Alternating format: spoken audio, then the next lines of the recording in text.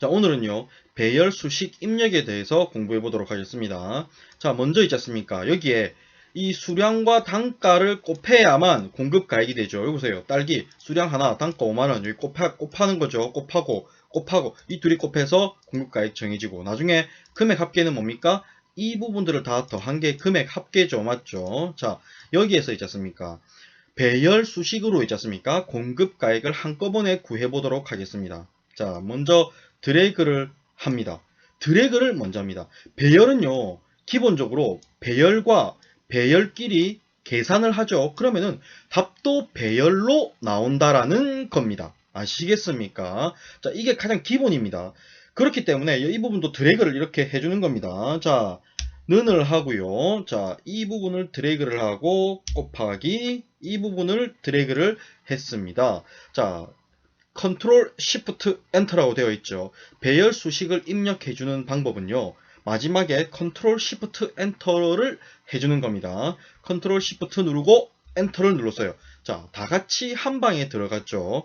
자, 먼저 얘네들 있지 않습니까? 이렇게 보세요. 지금 C5에서 C21 곱하기 D5에서 D21 되어 있죠. 그리고 끝에는 뭘로 감싸고 있습니까? 중괄호로 감싸고 있죠. 분명히 중괄호는 제가 한 적이 없는데 컨트롤 시프트 엔터가 해준 거기 때문에 있는 겁니다. 아시겠죠? 자, 그리고 여기다가 얘만 지워볼게요. 딜리트를 누르겠습니다. 딜리트 안 됩니다. 배열의 일부를 변경할 수 없습니다. 왜냐면은 얘네들은 세트기 때문에 그렇습니다. 만약에 지울 것 같으면 이렇게 드래그를 하고요. 한꺼번에 같이 지우셔야 됩니다. 잠시 되돌리고요. 자, 그러면 있지 않습니까? 얘가 좋은 점이 뭘까요? 일단 있지 않습니까? 함부로 이렇게 모르고 간혹 엑셀을 하다 보면은 여기다 모르고 있지 않습니까? 다른 거 클릭을 막 해가지고 엔터를 치는 경우가 있어요. 모르고. 그러면 수식이 날아가 버립니다. 그런데 중요한 거는요. 수식이 날아간지도 모르는 경우도 있다는 말입니다. 아시겠습니까? 자, 그런데 있지 않습니까? 얘는요. 배열의 일부를 변경할 수 없죠.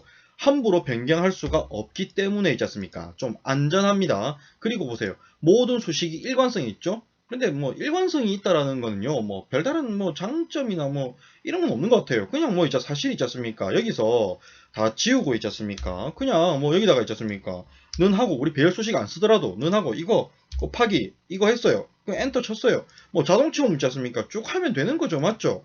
사실 있지 않습니까? 지금 여기서는 제가 배열의 기본을 보여주기 위해서 한 건데 평상시에는요 이렇게 하시면 됩니다. 배열은 어렵기 때문에요. 굳이 있지 않습니까? 여기서 막 배열 수식 그렇게 하실 필요는 없어요.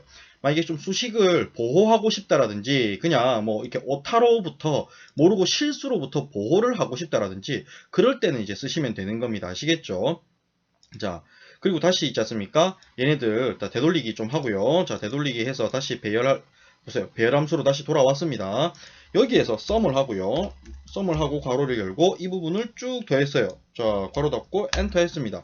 자, 45만 7천원 나왔죠. 자, 그런데 여기에서는요. 이제 이렇게 하겠습니다. 느느라고 썸을 하고요. 괄호 열고요. 얘네들 상관없이 있지 않습니까? 자, 보세요. 쭉 드래그를 했습니다. 여기서 곱하기를 하고요. 쭉 드래그를 했어요. 자, 괄호를 닫고요. 컨트롤 시프트 엔터를 했습니다. 그대로 보세요. 여기랑 똑같이 나왔죠. 여기서의 배열의 장점이 뭐냐면은 얘는요. 지금 우리가 배열 함수를 안 썼죠. 얘는 어떻게 됩니까? 무조건 공급 가액을 구한 뒤에 그 다음에 얘네들을 더해야만 이렇게 될 수가 있는 거죠. 그런데 얘는요. 이 공급 가액 없어도 있지 않습니까? 상관없습니다. 바로 있지 않습니까? 얘와 얘를 곱해서 다 더해라. 한 방에 구할 수 있다라는 겁니다. 그런데 제가 아까 분명히 얘기를 해드릴 때 분명히 있지 않습니까? 배열과 배열 그리고 결과값도 배열로 나온다라고 했었습니다. 분명히. 그런데 얘는 분명히 셀 하나잖아 지금. 그런데 어떻게? 분명히 내가 드래그를 한꺼번에 안 했잖아요. 처음 입력할 때. 하나만 잡고 했죠. 결과도 하나만 나왔고요. 썸은요 기본적으로 있지 않습니까? 배열을 받아서 계산을 해주는 함수입니다. 아시겠습니까? 나중에 있지 않습니까? 이 함수의 속성이 굉장히 중요합니다. 자, 배열을 받아서 한 셀에다가 결과를 보여주는 함수인 겁니다. 간혹 있지 않습니까? 이런 함수가 있어요. 배열과 배열을 받아서요, 배열로만 뱉어내주는 함수가 있어요. 그런 함수는요, 이렇게 한 셀에서 못합니다. 무조건 있지 않습니까? 드래그를 해서 있지 않습니까? 입력 자체를 할 때도 드래그를 해서 입력을 해야 되는 함수가 있습니다. 나중에 뭐 커만 1급을 공부하시는 분들이라면 분명히 이걸 느낄 겁니다. 자, 또 있지 않습니까? 두 번째, 그리고 이런 경우도 있어요. 배열과 배열을 받으면 있지 않습니까? 이상해지는 함수가 있습니다. 그런 함수들은요, 아예 배열을 받으면 안 돼요. 안에. 지금 썸은요, 이렇게 배열을 받을 수 있는 함수지만, 그 배열을 받으면 안 되는 함수도 있습니다. 아시겠죠? 이상해지는 함수들이 있어요. 결과값이 무조건 안 나오는 건 아닌데, 평상시에 좀 이상해지는 함수들도 있습니다. 나중에 배열과 배열을 받아서 결과값은 하나의 셀로 해준다. 이 개념도 조금 유념하셔서 생각을 하셔야 됩니다. 아시겠죠? 자, 그리고 있지 않습니까? 여기에 보시면은, 보세요.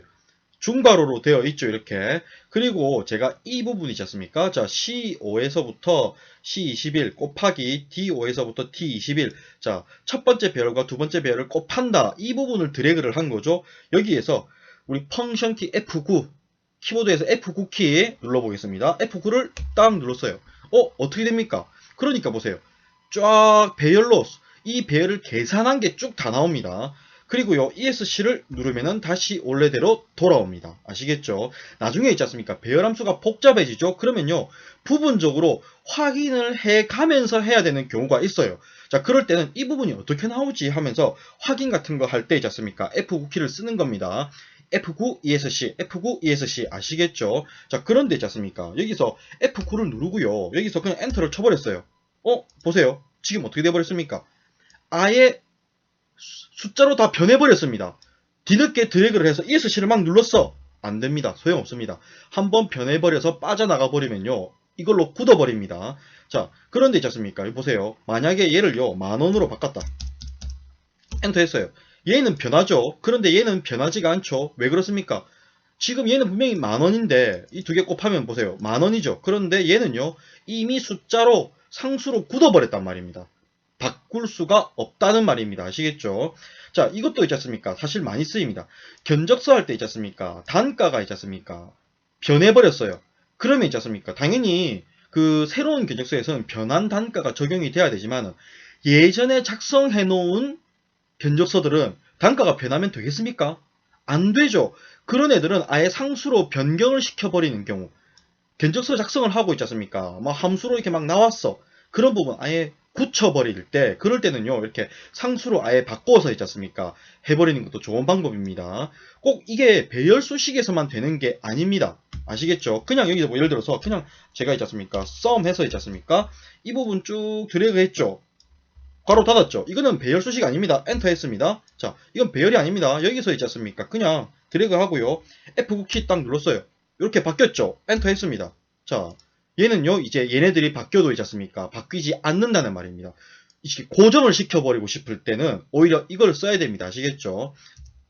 자, 이렇게 됐고요. 이제 배열 상수 입력이란 걸 한번 해보도록 하겠습니다. 이거는 실전에서는요, 거의 쓰이진 않습니다. 그냥 제가 있지 않습니까? 이거는 이제 배열을 기본을 가르쳐 주기 위해서 하는 겁니다. 먼저 있지 않습니까? 드래그를 한꺼번에 딱 잡아주고요. 여기다가 는을 하고요.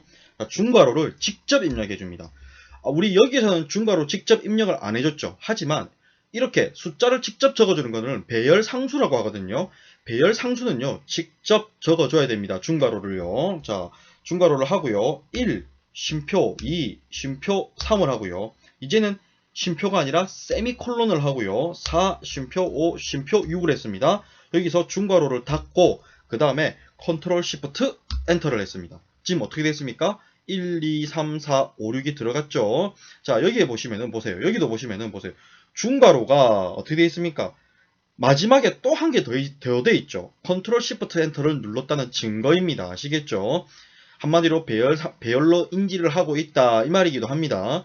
자, 그리고 있지 않습니까? 지금요, 쉼표는 어떻게 됐습니까? 옆으로 보내고 행을 바꿀 때에는 세미콜론을 하는 겁니다. 아시겠습니까? 자, 이 세미콜론은 뭐를 바꾼다는 의미다? 행을 바꾼다는 말이다. 이렇게 쉼표는 뭐를 바꾼다는 말이다? 열을 바꾼다는 말이다. 이렇게 이해를 하시면 됩니다. 자, 그리고 있지 않습니까? 여기 봐보세요. 지금 얘네들 있지 않습니까? 얘네들을 봐보세요. 지금 얘네들 어떻게 되어 있습니까? 다 행이 바뀌어져 있죠. 행이 바뀔 때는 뭘로 연결이 돼야 된다? 세미콜론으로 연결이 돼야 된다. 다시 얘를 딱 잡아볼게요. 얘를 잡아볼게요. 지금 봐보세요. 여기다 어떻게 되어 있습니까? 세미콜론으로 다 연결이 되어 있죠? 어떻게? 행이 다 바뀌었으니까. 알겠습니까? 이렇게 쉼표와 세미콜론 그리고 중괄호에 대한 기호도 다 이해가 되시죠? 자, 오늘 여기까지 하겠습니다.